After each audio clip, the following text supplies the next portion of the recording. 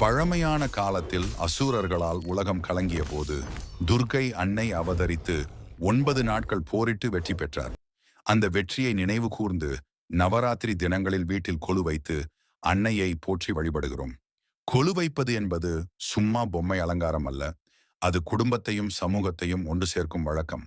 பூஜை செய்யும் போது வீட்டில் நல்ல அதிர்ஷ்டம், ஆரோக்கியம், அமைதி, செல்வம் சேரும் என்று நம்பப்படுகிறது. கொரோனா காலத்தில் பலர் வீடுகளில் இருந்தார்கள். அப்போதும் கொலு வைத்து ஆன்லைனில் பஜனை செய்தனர்.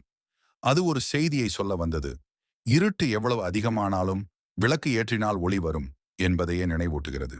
ஆகவே இந்த நவராத்திரியில் கொலு வைத்து மகிழ்ச்சியையும் நம்பிக்கையையும் ஆரோக்கியத்தையும் வீட்டில் வரவேற்போம். இதுபோல தினம் தினம் ஒவ்வொரு அம்மனை பற்றி நாம் நமது சேனலில் தெளிவாக அம்மனின் அவதாரங்கள் பற்றியும் நமது சேனலில் தினமும் தகவல் அறிவோம். நமது தியாகராஜன் விளாக்ஸ் சேனலை சப்ஸ்கிரைப் செய்து கொள்ளுங்கள். வாழ்க வளமுடன்.